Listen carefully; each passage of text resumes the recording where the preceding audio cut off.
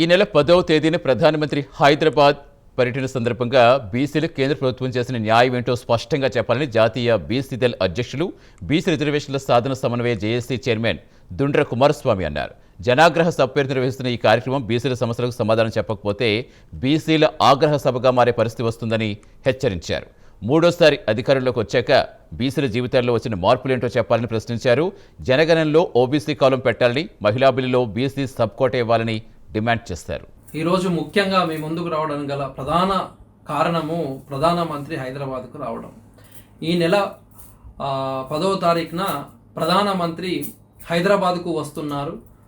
మనందరికీ తెలిసిందే. 8,000 కోట్ల అభివృద్ధి పనులు అని అంటున్నారు, మనందరికీ తెలిసిందే. కానీ నేను అడిగేది ఒకటే ప్రశ్న, అదేంటంటే బీసీలకు ఏమి చేశారు, బీసీలకు ఏమి ఇవ్వబోతున్నారనే ప్రశ్న మాత్రమే నేను అడుగుతున్నాను. ఈ సభ జనగ్రహ సభ అని అంటున్నారు. మరి ఓకే, నిజంగా మరి ఇది ఆ సభేనా లేకుంటే బీసీల ఆగ్రహ సభనా అనేది ఒక్కసారి ఆలోచించుకోవాలని సందర్భంగా తెలియజేస్తా ఉన్నాను. ఎందుకంటే ప్రధానమంత్రి 3 సార్ల ప్రధానమంత్రిగా దేశానికి అద్భుతంగా 3 సార్లు అవ్వడం అంటే ఆషామాషి విషయం కాదు. సరే, ఇక్కడ అద్భుతంగా ఏర్పాట్లు చేస్తున్నారు. మరి ఏదైనా బీసీ జీవితాలలో ఏమైనా మార్పు వచ్చిందా, బీసీ జీవితాలలో ఉన్న అంధకారాన్ని ఏమైనా తొలగించారా అని ఒక్కసారి నేను ప్రశ్నిస్తున్నాను. బీసీల కోసం ఏమైనా మేలు చేశారా, ఒక్కటైనా చెప్పగలరా? ఎందుకంటే పెరిగిన చెట్టు దగ్గర మనం కాయలు పండ్లు ఆశిస్తాం, అవి ఏమి ఇయ్యకుంటే దాని దగ్గరికి పోయే నాదుడే ఉండడు. అలాగే 3 సార్లు అధికారంలో ఉన్న బీసీలకు చేసింది ఏమిటి అనే ప్రశ్నిస్తున్నాను. ఈరోజు జనగణన అనేది దేశ నిర్మాణానికి ఒక దిక్చూచి.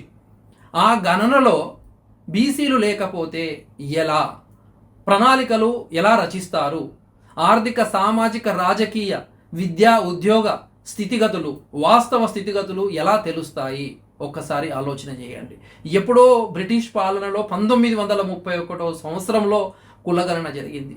దేశం అతిపెద్ద దేశం, కానీ బీసీల గణాంకాలు ఇప్పటికీ తెలియదు.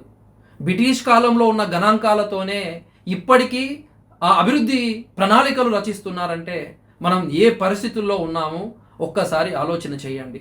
సరే, ఇప్పుడు డిజిటల్ జనగణన అంటున్నారు, మంచి విషయమే. మరి అందులో ఓబీసీ కాలం ఎందుకు లేదని సందర్భంగా ప్రశ్నిస్తున్నాను.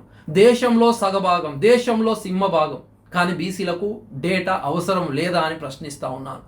ఈరోజు ప్రధాని గారు హైదరాబాద్కు వస్తున్నారు. కులగణనపై హామీ ఇస్తారా లేక మళ్ళీ మాట తప్పుతారా అని సందర్భంగా అడుగుతున్నాను. జనగణనలో ఓబీసీ కాలం పెట్టండి, బీసీలు మిమ్మల్ని గుండెల్లో పెట్టుకొని చూస్తారని సందర్భంగా తెలియజేస్తున్నాను. ఆనాడు ఒకసారి గుర్తు చేసుకుంటే బీహార్ ఎన్నికల ముందు ఏం మాట ఇచ్చారు, తర్వాత మాట ఏంది అనేది అందరికీ దేశమంతా తెలిసిందే. రెండోది, మహిళా రిజర్వేషన్ బిల్లులో ఓబీసీ సబ్ కోటా ఎందుకు లేదు? మరి ఓబీసీ మహిళలు ఈ దేశంలో భాగస్వామ్యులు కాదా? సామాజిక న్యాయం అంటే ఏంది? అందరికీ న్యాయాన్ని అందించడమే. మరి అది జరుగుతుందా? ఒకసారి ఆలోచన చేయండి. పార్లమెంటులో బీసీ బిల్లు ఎందుకు అమలుకు నోచుకోవడం లేదు? 3 సార్లు అధికారంలో ఉన్నప్పటికీ బీసీల కోసం ఒక్క చట్టం అన్నా తెచ్చారా? ఒకసారి చెప్పండి. ఆధిపత్య కులాలకు రాజ్యాంగ సవరణ చేసి రాత్రికి రాత్రే బిల్లులు ఆమోదం చేస్తారు. 8% లేని వాళ్లకు 10% రిజర్వేషన్లు ఇస్తారు. మరి అదే సేమ్ బీసీలకు ఎందుకు అమలు జరగదు? చట్టసభల్లో బీసీలకు జనాభా దామాష ప్రకారం రిజర్వేషన్లు ఎందుకు కల్పించరు? మీ అందరికీ బీసీల ఓట్లు కావాలి, కానీ బీసీ అభివృద్ధి వద్దా? ఇది ఎక్కడి న్యాయమని ప్రశ్నిస్తున్నాను. ఈరోజు పేపర్ చూస్తే దేశమంతా కమలం వికసిస్తుంది అంటున్నారు. మరి బీసీ జీవితాల్లో మార్పు ఎక్కడ ఉంది ప్రధానమంత్రి గారిని అడుగుతున్నాను. దక్షిణాదిని టార్గెట్ చేస్తున్నారు, తెలంగాణ అధికారం రావాలని ప్రయత్నం చేస్తున్నారు. మరి బీసీలకు ఏమైనా న్యాయం చేశారా? చేయంది ఎట్లా విజయం వస్తుందని ఆకాంక్షిస్తున్నారు. ఈ సందర్భంగా నేను ప్రధానంగా ప్రధానమంత్రికి స్పష్టంగా చెప్పేది ఒకటే, జనగణనలో ఓబీసీ కాలం పెడతారా లేదా? మహిళా బిల్లులో ఓబీసీ సబ్ కోటా ఇస్తారా లేదా? అలాగే జనాభా దామాష ప్రకారము బీసీలకు రిజర్వేషన్లు ఇస్తారా లేదా అని ఒకసారి ఆలోచించండి. మీరు హామీ ఇవ్వండి, లేకుంటే మాత్రం ప్రజల ఆగ్రహానికి సిద్ధంగా ఉండండి అని సందర్భంగా తెలియజేస్తున్నాను. మీరు ఓబీసీ కాలం పెట్టినంత వరకు ఇలా బ్లాక్ కండువాలతో నిరసన తెలియజేస్తూనే ఉంటామని ఈ సందర్భంగా తెలియజేస్తున్నాను. జై బీసీ, జై పూలే.